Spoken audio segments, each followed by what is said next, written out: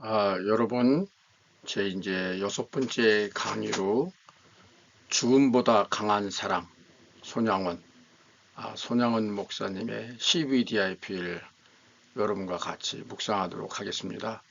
제가 4월 17일부터 20일까지 덕평에 세계 선교대회에 참석하기 때문에 오늘이 3월 23일 토요일인데 미리 손양원 목사님 거를 좀 녹화하도록 하겠습니다.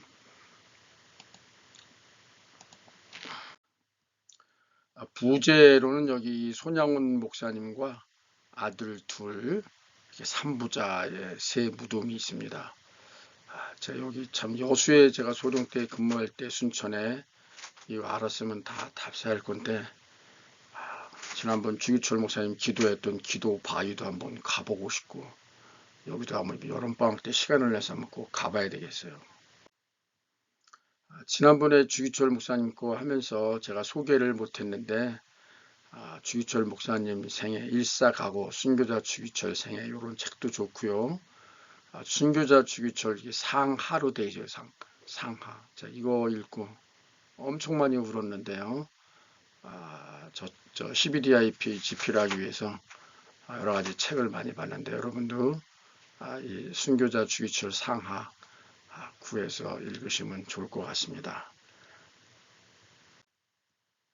배신자 얘기를 제가 했죠. 가룟 유다, 그 양아버지를 죽인 브루투스. 예, 그래서 지옥의 맨 밑바닥에는 자기 혈족과 국가와 또 은혜, 스승을 배신한 그 배신한 사람이 지옥의 맨 밑에 있다고 단테가 신곡에서 얘기했다 그랬죠. 이 마지막 시면에는 사단, 그 루시퍼가 있는데 루시퍼는 새 얼굴을 가지고 있죠.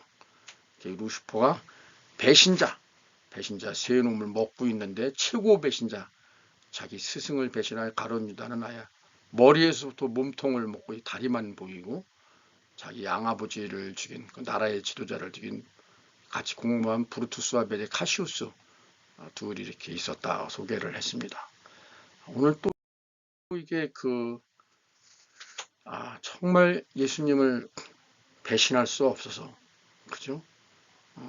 네가 나를 버리려고 하느냐? 아닙니다. 주님. 우리 지난 시간에 했는데 이번 시간에도 제가 이제 RTS 강의했던 거를 다시 추스려 가지고 왔는데 거기서는 직접 이렇게 신학생들을 대놓고 하다 보니까 제가 목이 메고 눈물을 주체할 수 없어서 거기서도 대부분 제가 영상으로 구성했습니다. 오늘도 많은 장면이 영상으로 되고 있는데 제가 영상으로 된 거를 같이 이렇게 PPT를 만들어서 또 이걸 비디오로 만들다 보니까 가끔씩가다 이게 몇십 초나 1분 심지어 어떤 길 때는 이게 잘 안 될 때가 있네요. 그럴 때 있으면 여러분이 계속 기다리시거나 앞으로 이렇게 진행을 포워드 하시면은 나올 것 같습니다. 제가 쓴 책이 CBDIP 리더십 여러분 다 이북으로 드렸잖아요. PDF. 거기 한번 다 읽어보시면 좋겠어요. 오늘은 차례로 CVDIP를 하는 게 아니라 다큐멘터리처럼 손양원 목사님의 일대기를 손양원 목사님의 딸이 있어요. 따님. 예. 손동희 권사가 예수 중독자 아버지 손양원 쓴 글을 가지고 KBS에서 다큐멘터리로 만드는 이 작가가 직접 그 현장들을 전부 찾아가면서 증언하는 형태로 돼 있어서 많은 이 영상들이 있습니다. 그거를 같이 보시면 좋을 것 같고요. 또 이렇게 손동희 권사가 지은 나의 아버지 손양원 목사, 그리고 이렇게 그 사랑의 원자탄, 이 책이 유명하죠. 사랑의 원자탄. 이런 책들이 있으니까 참고하시면 될 것 같습니다. 먼저 우리가 그 시대적 배경을 알아야 될 것 같아요. 손양원 목사님이 활동하던 시기는 주기철 목사님과 마찬가지로 일제강점기입니다. 일제강점기. 그래서 신사참배를 강요하고 학교마다 어디마다 전부 이렇게 일장기가 돼 있습니다. 매일같이 이렇게 신사가 있는 방향으로 하여금 전부 이렇게 절을 학교에서도 그렇고 조회 시간에 경복궁 근정전에도 이렇게 일장기가 개양돼 있고요. 예, 뭐 이거 아시겠죠? 뭐 그림만 봐도 여러분 아시죠? 예. 근데 특히 이때 또 손양원 목사님이 이제 그 해방되고 나서 손양원 목사님의 그 두 아들이 순교했을 때는 정말 호감과 암흑과 혼돈의 시대, 위기의 시대, 해방 전국으로 공산주의자와 자유민주주의 좌익과 우익이 막 그냥 산재해서 정말 심지어 이렇게 유격대를 형성해가지고 그 거의 뭐 진짜 뭐 정말 우리 하나님 아니셨으면 어떻게 했을까 몰라요. 저희 38선 이남으로 미군이 주둔하고 38선 이북으로는 소련군이 주둔했는데 만약에 반대로 했더라면 우리가 공산주의 북한처럼 됐을 거예요. 참, 정말 모든 게 하나님의 은혜가 아닐 수가 없습니다. 이 정말 이거 6.25 전쟁지네요. 참 우리나라 참 6.25 이긴 것만 해도요. 이제 이 다음 시간 이건 다음 주에 할 거예요. 아들 둘. 여러분 그 KBS 그 성탄 특집 다큐 지금보다 가장한 사람 손양원 KBS 역사전을 그날에서 제가 부분 이렇게 반디캠으로 녹화를 해서 여러분이 연속해서 보기 좋게 했는데 이게 유튜브에서 저작권법 문제로 불법 녹화 시청이 불가하다고 해서 삭제가 되고 제한이 돼서 여러분께서 이 유튜브 주소를 클릭해서 제가 여기 6시 06분 23초까지 시청을 했으니까 요걸 또 다 시청하면 제일 좋고요.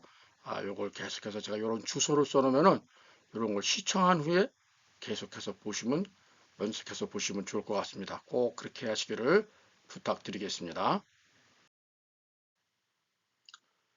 아, 주기철 목사님도 주기복에서 주기철로 이름을 바꿨듯이 원래 그 손현준이라는 이름이었습니다. 근데 이 애양원, 나환자들을 너무 사랑했기 때문에 이름을 아예 양원으로 바꿔버렸어요. 애양원. 손현준 플러스 애양원이 손양원입니다. 자기 평생을 자기 목숨을 바쳐서 사랑할 대상. 이름 그대로 이렇게 손양원 목사님 어릴 때 막 청년 때 왔을 때 아버님 손정일 장로 같은 그리고 여기 그 두 아들 딸 다 여기 있네요. 네. 손양원이란 이름과 애양원이란 이름에서 비슷한 분위기가 느껴지는 이유는 무엇일까? 사실 손양원의 본명은 손연준이다.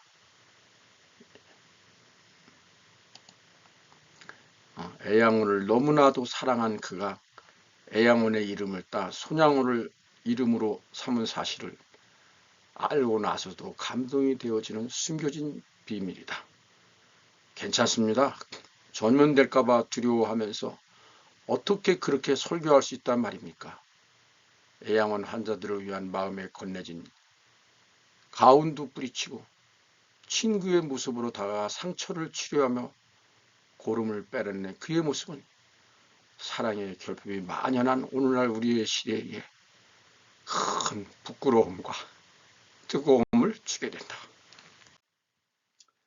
당시 손양원 목사님에는 두 아들이 있었는데 큰아들 동인이와 동신이 24살, 19살이었죠.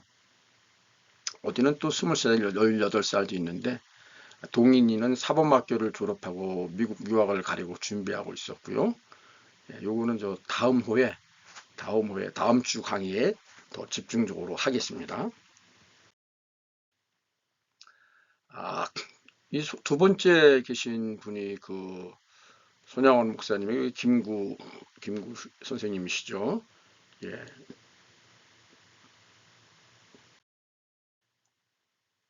여기가 이제 손양원 선생님의 생가의 경남 함안군 7월면 구송이라는 동네예요. 자도 남쪽 분들이 우리 유 목사님도 그렇고 뭐 다들 그러네요. 여기 이제 지난번에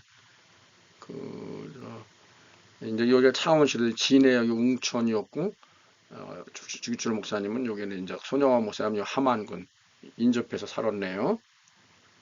네, 이제 아버지예요, 부모님. 손종일 아버님, 어머님. 네, 손종일 장로님인데 정말 대쪽 같은 성품을 가졌대요. 1909년에 선교사를 통해서 우리 개신교에 입교를 하셨고 1년 만에 세례를 받았는데 그때 최초에는 우리 직분이 장로니 권사니 뭐 안수집사 그런 게 없어서 장로쯤 되면 아마 교회 머리라 그래가지고 영수라 그랬대요. 영수. 요새 뭐 영수회담 이런 얘기 예전에 있었는데 그리고 나서 이제 이런 직분이 바뀌면서 1919년 3.1운동 때 그 장로를 하셨는데 새벽 기도를 일평생 하셨다 그러고요. 3.1운동 지도자로 돼서 그 투옥이 되셨어요. 자, 이 가문이라는 게 참 보면 중요한 것 같아요. 그 아버지에서 그 아들이 나오는 것 같아요. 정말 주기철 목사님도 그러는데 이런 그 훌륭하신 그 당시 일제 강점기 때는 하나님과 민족, 믿음과 나라 이 두 가지만을 키워드로 사시는 것 같아요. 손양원 목사님은 아버지 손정일과 어머니 김은주 사모의 장남으로 이렇게 태어나셨습니다.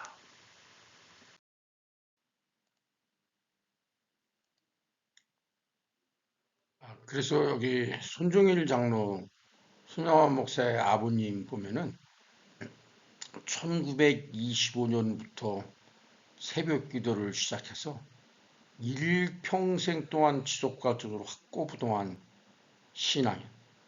그러니까 주기철 목사도 그렇고 이 당시 훌륭한 신앙인은 하나님과 나라, 예, 믿음과 민족, 또 이렇게 독립 만 3일 만세 사건 때 1년간 옥고 생활을 한 애국 신앙. 이래니까 두 번째 아버지가 3.1운동 주도했다고 중동중앙에서 퇴교하게 되거든요. 이러한 아버지를 따라 손양월은 어린 7살부터 교회에 나갔다. 특히 부모님과 함께 새벽 기도를 하였다. 그러니까 이 어린 시절부터 이렇게 정시 기도가 쌓이다 보니까요. 손양원의 믿음은 달라졌고요. 자연스럽게 아버지의 대쪽 같은 성품을 닮아갔고 나라 사랑하는 마음도 유별나고 나라와 하나님, 하나님과 나라 독실한 신앙의 영향을 받으면서 자랐어요. 자, 다음 장에서 아버지 얘기하려고 그러는데요.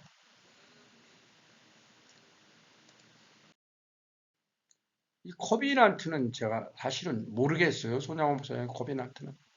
전반적으로 손양원 목사님을 연구하면서 참 이분은 하나님을 배신하지 않고 주기철 목사였죠. 하나님 말씀대로 말씀이 가라하면 가고 쓰고 준행하며 원수까지도 사랑하는 정말 모든 걸 뛰어넘는 그런 목회자였다. 목회자. 그러니까 이 코비나트는 정확히 못 찾겠더라고요. 근데 저도 이제 딸 둘을 교육하고 우리 김원용 목사님네 가정도 이렇게 보면은요. 어머니 역할이 많이 기본적으로 어머니가 중요해요. 제가 이 리더십을 연구해 보면은 위대한 사람 중에는 모세 외에는 요게벳이, 사무엘은 한나가, 예, 우리 에디슨에게도 스티븐 스필버그에게도 또 링컨에게도 다 어머니가 있었어요. 어머니. 근데 제가 이 리더십을 많이 연구하면서 느낀 거는 아버지, 요즘 할아버지라 아버지가 엄청 중요해요. 어머니는 늘 같이 있어서 잔소리하니까 어머니 얘기는 좀 비중이 떨어져요. 아버지, 아버지가 솔선수범해서 신앙도 보여주고 자녀들에게 가끔씩 따끔하게 훈계도 하고 그러면서 이 가풍을 형성해야 돼요. 우리 시대 아버지들 보면 자기 자녀가 어느 학교 무슨 과목을 배우는지 잘 몰라요. 저는 학교 다니면서 1년마다 학교 옮기는 우리 딸들 제가 다 학교 옮기는 거 제가 다 옮기고 학교 갔다 하고 경상 전라도에서 경상도로 가니까 우리 고장 사회 같은 건 제 일과가 다르더라고요. 그런 거 다 공부시키고 영어 해가지고 예 원주에서 서울로 올 때는 제가 교감선생님 만나가지고 다 공부 1등에다 왔으니까 영어, 수학, 국어 중에서 담임선생님 맡겨달라. 뭐 이런 식으로 하고 학교 교육도 그렇고 신앙도 마찬가지. 학교에 가서 또 제가 6.25 때면 직접 하고 교육도 하고 또 중령 때 근무할 때 그 옆에 있는 한강중학교. 그러니까 선생님들이 애들한테 관심을 보이더라고. 뭐 갖다 주는 게 중요한 게 아니고 또 신앙교육은 솔수면 자녀들이 다 보잖아요.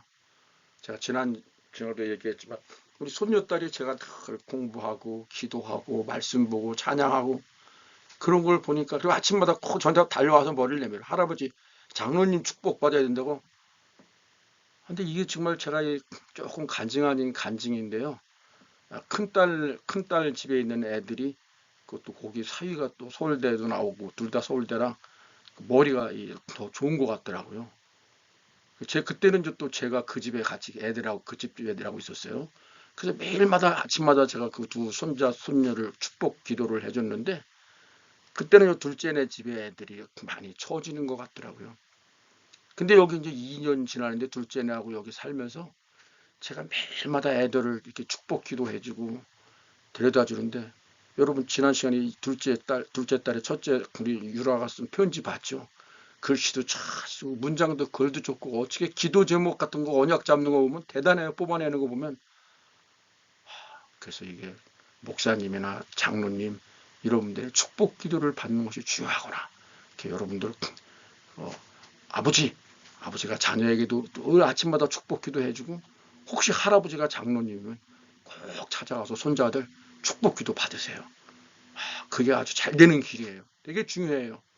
예. 목사님이면 더더욱 그렇게 하시고요. 우리 여기 지금 우리 유라하고 유연이 제가 아침마다 예원교회 YSS하고 예스키즈 데려다 주는데 가면서 또 이렇게 또 할아버지하고 하는 대화. 네.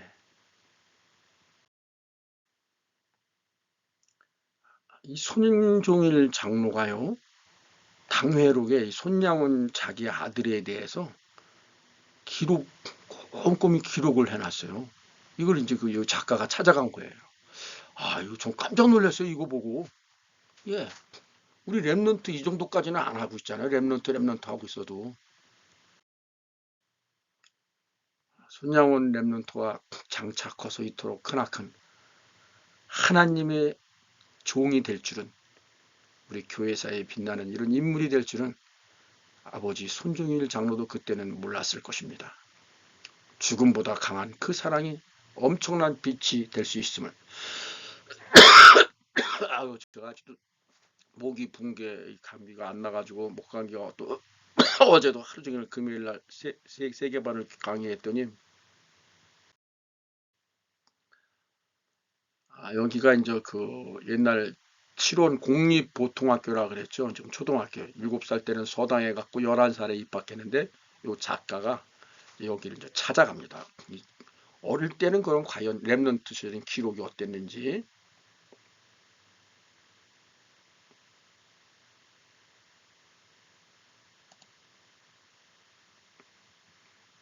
이렇게 찾아가서 학적부를 다 하는데 3학년 때는 15일, 4학년 때는 무려 14일을 결석하죠. 이게 이 불성실해서 그랬을까요? 그게 아닙니다. 그 중학교 때, 초등학교 때 이제 그 결석하고 또 퇴학도 당하는데요.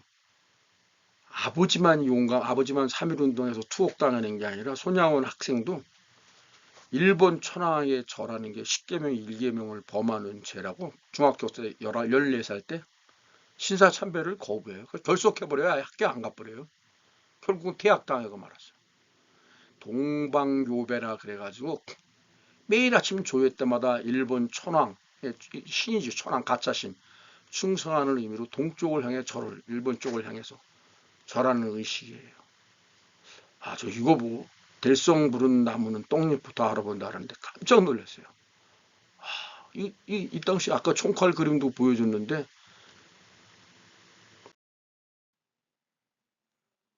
이게 결국 이 중학생 어릴 때부터 배웠다 그랬잖아요. 아버지한테 확실하게.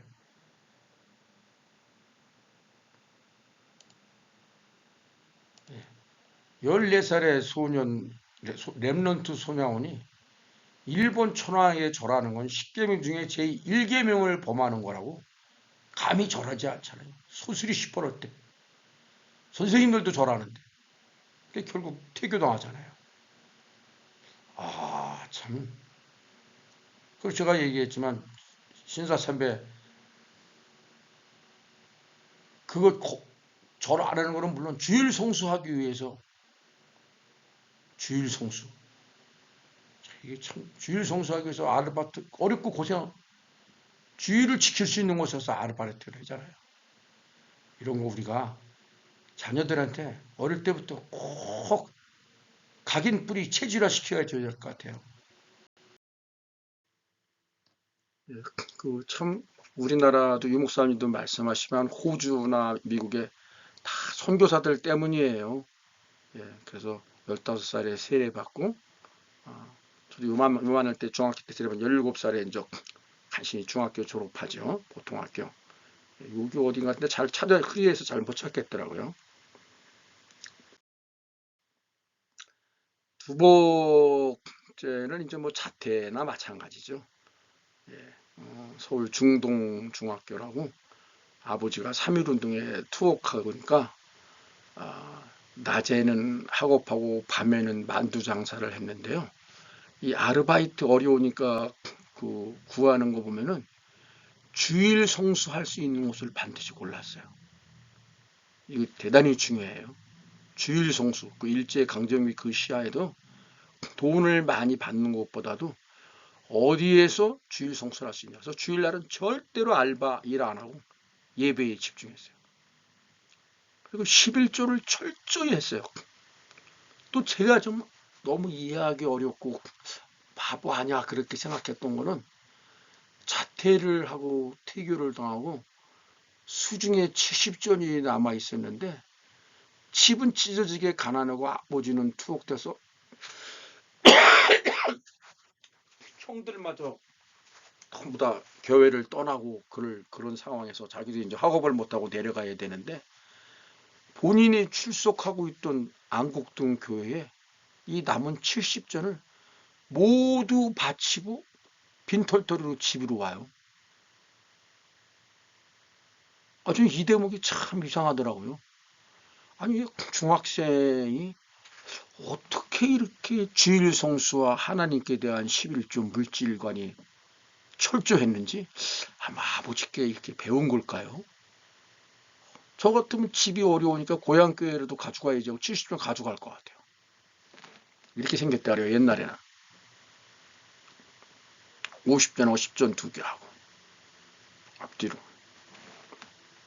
참, 이 신사참배 안 하는 거 보고 또 이게 주일 성수하고 11조 우리 초등학교나 중고등학교 랩런트들이 있으면은 주일 성수 11조 내 앞에서 다른 신을 내게 두지 말고 오직 예수 아주 완전히 각인시켜야 될 것 같더라고요.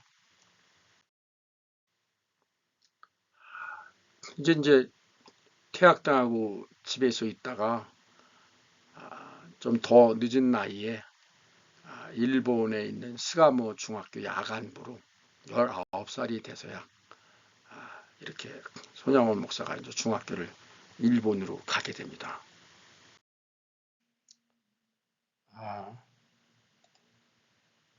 이제 그 고향으로 돌아와 심신을 달래고 있던 손양원에게 그 배움에 대한 열망이 일본으로 19살 때 건너가 동경 스가모 중학교 야간부에 입학했고 아침과 낮에는 우유와 신문 배달하고 밤에 공부를 했는데 이때 손양원의 담회색 도상이 나옵니다. 일본의 무디로 알려진 도쿄의 이타바시 선교교회 나카다 주지 목사 이분을 만나고 이분의 설교의 은혜를 받고 신앙의 의의를 체득하며 정말 나 환자 사역에 대한 사명을 비전을 붙잡게 됩니다.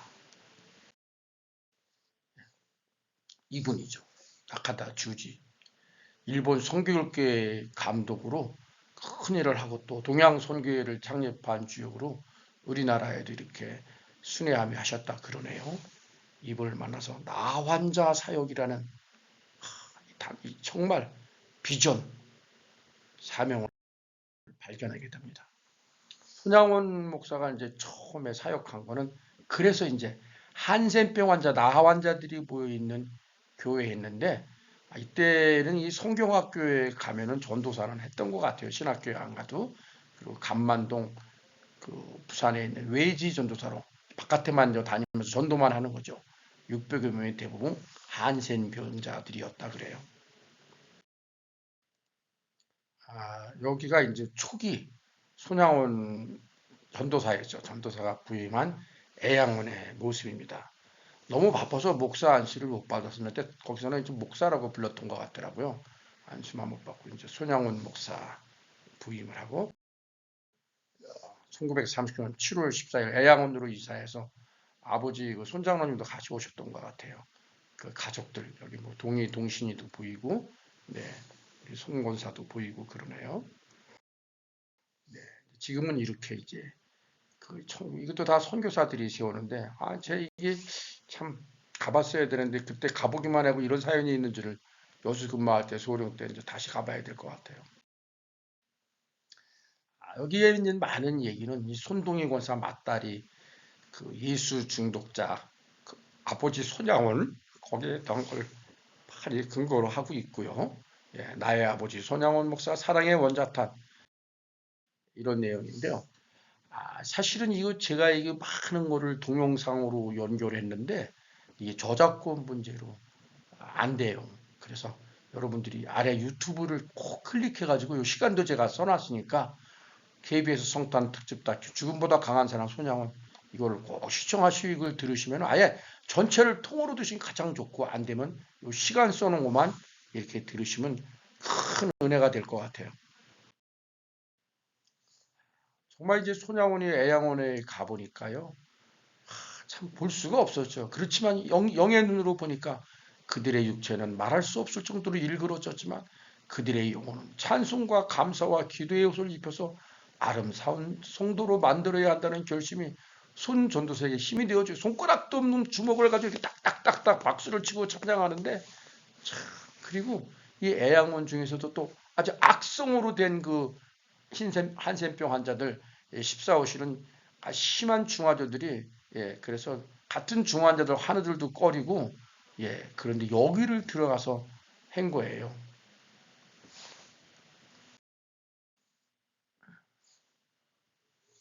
모습이 이렇게 참 아름답지 않습니까? 참 이제는 이렇게 가마떼기 가지고 이 참 천형이라 하늘이 준 형벌이라 해서 몹쓸 병이라 그래서 우리 벤허 이 영화 보면은 더 굴에 가서 막 돌을 던지지 않습니까? 이스라엘에서는 참 그 엄마하고 누이 동생이 글로 쫓겨가지 않습니까? 이제 그 14호실에는 이분이 이제 증언을 하는 거예요. 간호 화단로 들어가게 못지않은 막 피가 막 똑똑 떨어지고 막 살점이 떨어져 나가고 그러는데 이 목사님이 꼭 들어와서 나 환자들 안고 기도하고 차라리 나도 너희 같이 이런 병에 들어서 마음 놓고 이런 데서 함께 살면 좋겠다. 그랬다고 그리고 심지어 이게 사람의 침이 여기에 좋잖아요. 그런 걸 가지고 이게 피고름을 막 입으로 빨아내고 이 딸이 고백해 놓으면 아버지는 분명 내 아버지인데 내 아버지가 아니라 나 환자들의 아버지가 됐다 그래서 그분은 이 땅의 사람이 아니었다. 한세평 피고름을 입으로 손영원 목사님 오마이뉴스 이렇게 얘기했지만 나중에 참 보기 정말 문드러지고 근데 손영원 목사도 사실은 똑같은 우리 인간이에요. 사람이에요. 기도할 수밖에 없어요. 그러니까 하나님 첫째 사람들의 병으로 살점이 떨어져 나가고 얼굴이 무섭게 변해 있으니 대하기가 힘듭니다. 무섭지 않게 하시옵소서. 이들을 두렵지 않게 대하게 해 주시옵소서. 둘째, 환자들의 살이 썩으니 냄새가 심하고 진동합니다. 제가 냄새를 못 느끼게 하시옵소서. 셋째, 처음 제가 이 비전과 사명으로 생생한 꿈으로 나 환자들을 위한 목회를 시작했으니 나 환자들을 위한 목회로 끝내게 해 주옵소서. 이렇게 기도하지 않고는 이 사명을 감당할 수 없었습니다. 세상으로부터 소외당하고 외면당하는 가장 낮은 곳에 있는, 정말 우리 목사님 말씀하시는 빈 곳에 있는 자들과 함께 손양원 전도사가 온 애양원 어느 틈 이렇게 사람이 많이 전국에 있는 나 환자들은 다 모여들기 시작했죠. 사랑이 있는 곳에 모이게 되겠죠. 그러니까 이제 이 애양원이 커지니까 이제 김구 선생님이 오셔가지고 초청 강연이 됐었나 봐요. 참 김구 선생님이 보니까 이 손양원 전도사 정말 하나님과 나라를 사랑하는 이런 사람을 데려다가 지도자로 썼으면 좋겠구나. 독립운동을 같이 했으면 좋겠구나. 그러니까 애양원을 떠났으면은 손양원 목사님이 김구 선생님 버금가는 커다란 독립운동가로 남을 수도 있었을 것 같아요. 근데 이게 그냥 일본 갔을 때 나카타 주지 목사님을 통해서 담에색 도생해서 나는 평생 나와 환자가 함께 있다는 그런 언약과 비전과 꿈을 가지고 있는데, 이미지를 가지고 있는데, CBDIP가 있는데 떠날 수가 있습니까? 그러니까 거절하게 되죠. 이렇게 막 교장을 초빙 제안을 했다 그래요. 그러나 하나님께로 받은 사명, 나의 달려갈 길과 하나님께로 받은 그 은혜의 복음을 증거하기 나의 목숨도 아깝지 않으라. 사도 바울 고백이 생각나네요. 김구의 제안을 받아들이는 길을 선택했다면 아마 본인에게도 안락하고 평안한 삶을 살고 이 땅에서 육신의 삶도 또 길었을 것으로 보이지만 가난하고 불쌍하고 버려진 사람들을 위해서, 낮은 곳에 있는 사람들을 위해서 생애를 바치겠다는 그 거룩한 열망, CBDIP가 있었기 때문에 그렇죠. 근데 손양호는 하나님과 나라가 두 키거니까 설교 때마다 신사참배 반대를 외쳤어요. 애양원 교회법 다른 곳에 가서도 신사참배에 대한 부당성을 카랑카랑한 검사의 논고처럼 설파했다 그래요. 손양원의 이러한 외침은 가는 곳마다 회개의 눈물바다를 이루게 했답니다. 하나님의 말씀에 위배되는 십계명 제1계명에 위배되는 신사참배를 강요하는 일본은 망한다고 주장. 일본 갔다 왔잖아. 따라서 일본 경찰에게 손양원 눈에 깊이 박힌 가시어도 같은 존재였죠. 결국 38살 40년 9월 20일 손 전도사는 수요 예배를 드리고 집에 들어오자마자 여수 경찰서는 형사 2명에 연행되고 맙니다. 근데 이 5년간 해방되기까지 거의 5년 4개월인가요? 순교자가 투옥되고 남겨진 가족들의 삶의 진심을 주기철 목사님 때도 그렇게 얘기했는데, 그러니까 애양원에 이제 애양원을 그만두고, 이 여수에서 이제 그만두고 부산 달동네 유목사님은 산 17번지라고 그랬잖아요. 제가 언제 한번 부산에 캠프 가서 아까 비탈 강원보다 더 비탈이요. 거기 차가 막 넘어질 것 같더라고. 옆에 꼭대기에서 소변을 보면 머리에 맞았나요? 이 얘기 잘 모르세요. 유목사님이 이제 건달 생활을 할 때 이렇게 아까 나중에 이 유목사님 한번 할까요? 그럼 이거 건달 생활할 때 여기 이제 이렇게 어슬렁슬렁 걸어올라 그러는데 이 깡패 놈들이 오줌을 넣는데 그게 이마에 맞았다 그러잖아요. 어느 놈이냐 그러니까 6명이 덤벼가지고 왜 나중에 그거 한번 할게요. 네. 그래가지고 이제 가족들이 먹고 살 게 없는 거에 다 뿔뿔이 흩어지고. 근데 이 남강 다리 밑에 거지들이 모여 살았는데 여기서 고모라고 부른 사람이 이 거지 대왕들이 니들이 빌어온 것 중에 하나씩 여기다가 10분의 1, 11조 같은 개념이죠. 이 먼 길을 이고 가서 밥을 날라주고 그랬대요. 참 이게 참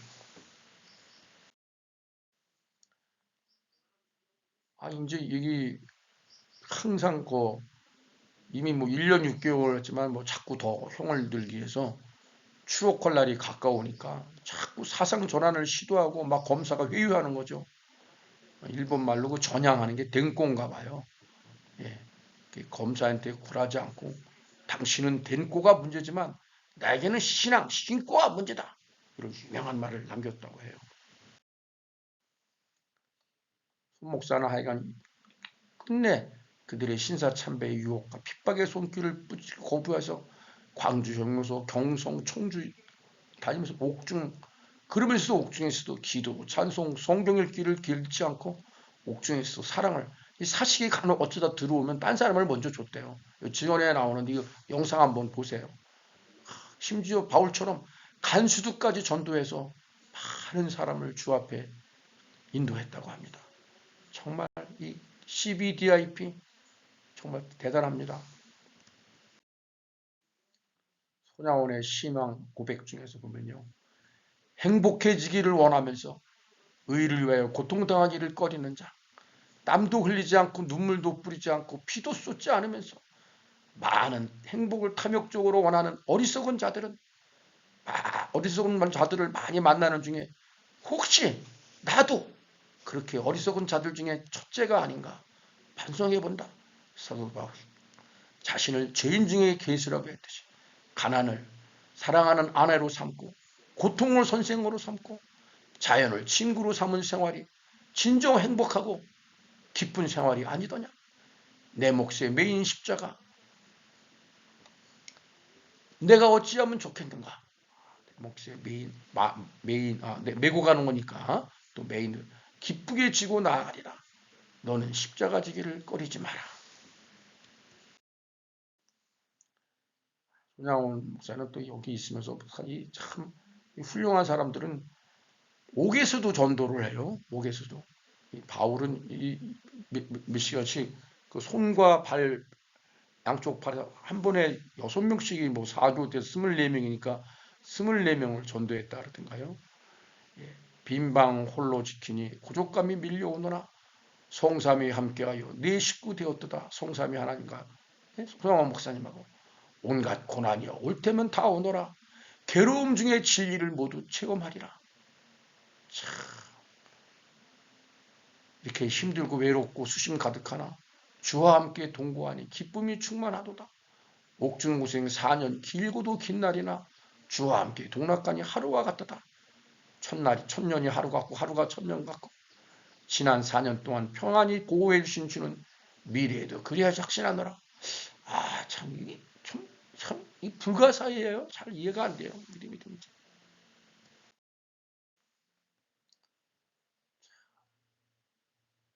감옥에서 주먹밥 한 덩어리 굵은 소금이 전부였는데 영양실조약이 두 눈은 점점 멀어가고 한겨울이면 추위륜에 손발이 얼다가 녹고 또 얼어 나중엔 열섭통 열발톱이 진물로 빠져버리고 그 배노에도 보니까 이렇게 큰 미사일은 깊게 구동을 파서 감옥을 만들었나 보죠. 땅을 파서 목사님 그렇게 말씀하시더라고요. 그러니까 그게 나병이 문중병이 됐더라고요. 옥중에서도 찬송하고 기도하고 또 편지를 쓰고 시를 편지로 보내 가족들을 위로하고 또 성도들을 위로하고 가족들의 신앙도 단속. 예, 이제 준영원 목사님은 이제 그 해방에서 추록하셨다가 또 6.25 전쟁 때 이 마산까지 북한군이 진주하면서 여기를 또 점령해서 그때 이제 다들 피난 가시는데 피난을 안 가시기 때문에 그때 인민군들한테 끌려가서 공산당에 의해서 참 아들도 공산당원에 의해서 이렇게 순교 당하시게 되는데요. 다음번에 할 때 이걸 또 자세히 하도록 하겠습니다. 그래서 이렇게 삼부자묘가 있는 겁니다. 네, 참 나환자들, 가난한 사람들, 특히 중증 환자 고름을 빨면서 저희 보기만 해도 모습이 끔찍한데 어떻게 그렇게 할 수 있을지 모르겠습니다.